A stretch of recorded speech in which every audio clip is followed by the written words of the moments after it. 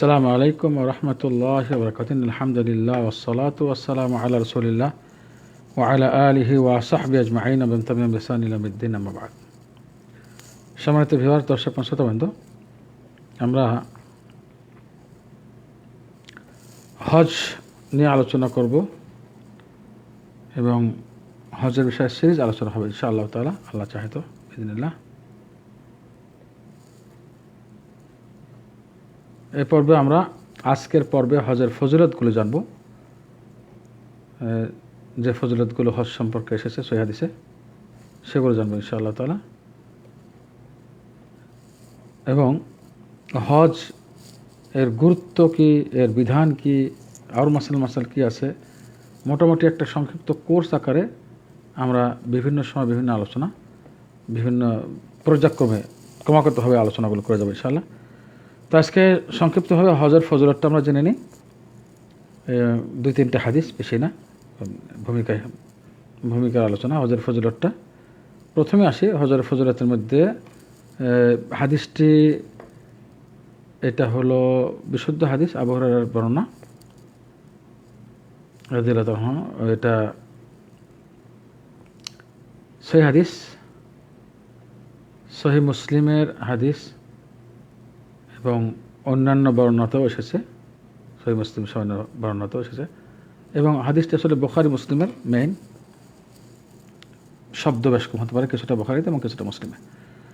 হাদিসটি হলো, মহানবী সাল্লাল্লাহু আলাইহি ওয়াসাল্লাম মান হাজ্জা হাযাল বাইত ওয়া লাম ইয়ারফুস, যে ব্যক্তি এই ঘরের কি করলো, হজ করলো অথবা কোনো ধরনের কবিরা গুনাহ করলো না। ওয়া লাম ইয়াফসুক, ইয়ারফুস মানে স্বামী স্ত্রীর বিশিষ্ট কথা সংলগ্ন, যে স্বামী স্ত্রীর মানে সবার সংক্রান্ত কথাবার্তা বললো না এবং কোনো কবিরা গুনাহ, প্রকাশ্যে কোনো কবিরা গুনাহ করলো না, সেই ব্যক্তি হজ করার পরে নতুন জন্ম নেওয়া শিশুর মতো নিষ্পাপ হয়ে যাবে। হাদিসের শব্দ হলো রাজা কামা ওয়ালাদাত হুমুহু, যেমনভাবে তার মা তাকে জন্ম দিয়েছে তো প্রথম দিন যেমন নিষ্পাপ, তেমন নিষ্পাপ শিশুর মতো হয়ে যাবে। সুবহানাল্লাহ, সমস্ত গুনাহ মাফ হয়ে যাবে। প্রশ্ন হলো, এখানে কি কবিরা গুনাহ করে মাফ হবে?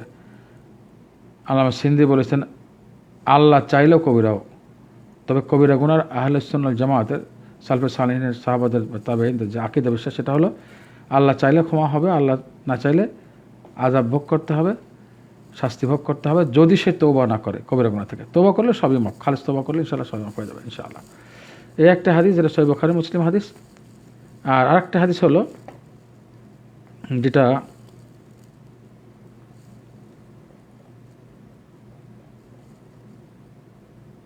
আমরা আম হাদিস পেতে পারি, এটা হ্যাঁ, এটাও বিশুদ্ধ হাদিস।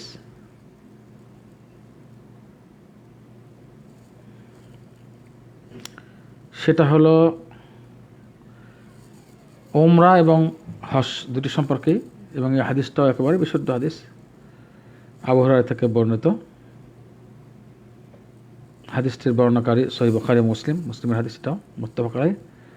সেটা হলো, যে ব্যক্তি আল ওমরা ইলাল ওমরা তুকাফিরু মা বাইনাহুমা, একটা ওমরা থেকে আরেকটা ওমরা, তার মাঝখানের সমস্ত গুনাহগুলো এর দ্বারা ক্ষমা হয়ে যায়। আর আল হাজ্জুল মাবরুর জাযাউহুল জান্নাহ। আর অন্য বর্ণনা আসছে, সেটা ওটা বুখারী মুসলিমের হাদিস, সেটা হলো আল হাজ্জুল মাবরুর লাইসা লাহু জাযাউন ইল্লাল জান্নাহ। কবুলি হজ, যে হজটি রাসূলের তরিকা হলো ইখলাস সহকারে, ঈমান, সঠিক ঈমান নিয়ে, তাওহীদ ভিত্তিক ঈমান নিয়ে, শিরক মুক্ত ঈমান নিয়ে ইখলাস সহকারে হলো রাসূলের তরিকা, সেই হজটির একমাত্র পুরস্কার হলো জান্নাত। একমাত্র পুরস্কার জান্নাত, জান্নাত ছাড়া অন্য কোনো পুরস্কার বা প্রাইজ নেই।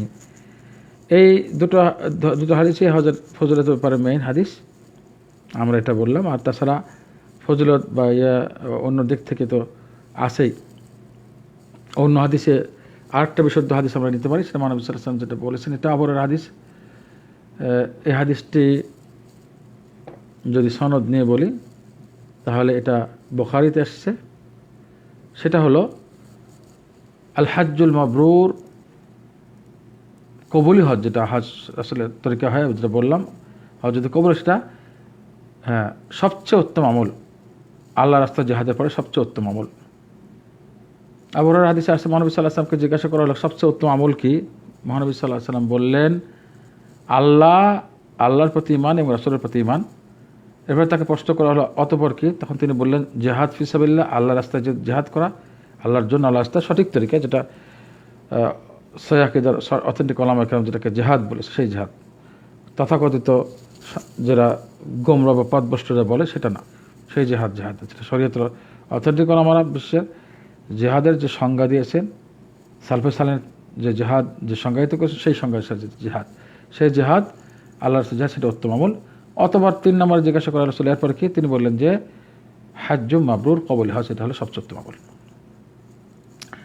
তাছাড়া হজের ফজিলতের মধ্যে এই যে হাদিসটি বলা হলো, আমি আগেই বলেছি, এটা বিশুদ্ধ হাদিস এবং এই হাদিসটি সহিহ বুখারীর হাদিস।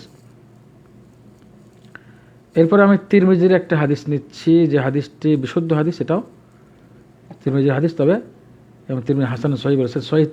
সহিহ নাসাইতে শেখ আলবানী এই হাদিসটাকে হাসানুন সহিহ অর্থাৎ সহিহ হাদিস বলেছেন সহিহ নাসাইতে, এবং সহিহ নাসাইয়ের 2 নম্বর খণ্ড 240 পৃষ্ঠায়।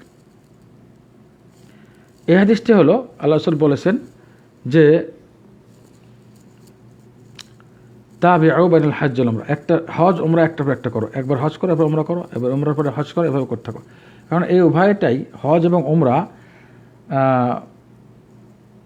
অভাব অনটন দূর করে দেয় এবং গুনাহ দূর করে। দুটো ফায়দা, অভাব অনটন দূর হবে, মানুষ গরিব থাকবেন ইনশাআল্লাহ আল্লাহ তাআলার ইচ্ছায়, এবং গুনাহসমূহ কী হয়ে যাবে? ধুয়ে পরিষ্কার হয়ে যাবে। যেমনটি সোনা এবং রূপার জং, সোনারও যখন এটাকে আগুনে দেয় পরিষ্কার হয়ে যায়, এমনভাবে পরিষ্কার হয়ে যাবে। এরপর আল্লাহ রাসূল বলেন যে কবুল হজ এর একমাত্র পুরস্কার জান্নাত। এবার আমি আর একটি হাদিস বলবো, যেটা উম্মুল মুমিনিন আয়েশা রাদিয়াল্লাহু, মহিলাদের জন্য উপকার হবে এই জন্য হাদিসটি বলছি, মহিলাদের জন্য এই হাদিসটি উম্মুল মুমিনিন আয়েশা রাদিয়াল্লাহু তাআলা আনহা থেকে হাদিসটি বর্ণিত হয়েছে, যেটা এই হাদিসটির সনদ হলো সহিহ বুখারীর হাদিস। উম্মুল মুমিনিন আয়েশা রাদিয়াল্লাহু তাআলার সওয়াল ছিল এখানে হাদিসটি, যে উম্মুল মুমিনিন আয়েশা রাদিয়াল্লাহু তাআলা আনহা মহানবীকে জিজ্ঞাসা করেন, হে আল্লাহর রাসূল, আমরা দেখছি জিহাদ সবচেয়ে উত্তম আমল, তাহলে আমরা মহিলারা কি জিহাদ করব না?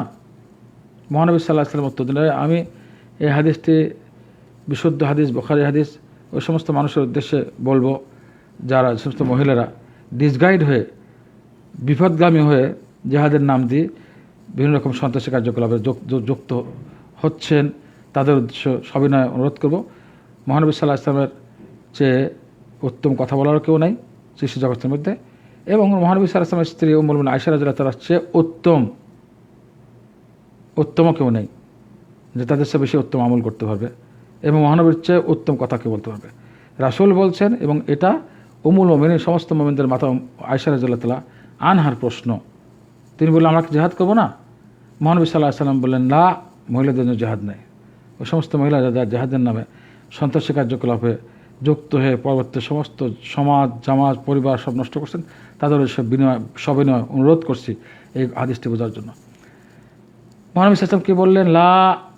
আমি লা শব্দের অর্থ কী বলবো আরবিতে? অল পৃথিবীর যে কোনো আলেমকে জিজ্ঞাসা করেন, লা মানে না, বলে না, কিন্তু তোমাদের জন্য ওয়ালাকিন, আল্লাহ রাসূল বললেন, ওয়ালাকিন না আফদালাল জিহাদ হাজ্জুম মাবরুর, তোমাদের জন্য সবচেয়ে উত্তম জিহাদ হলো কবুল হজ, রাসূলের তরিকায় ইখলাস সহকারে সঠিক ঈমান নিয়ে যে হজ করা হয়, এই হজ তোমাদের জন্য জিহাদ। আল্লাহু আকবার।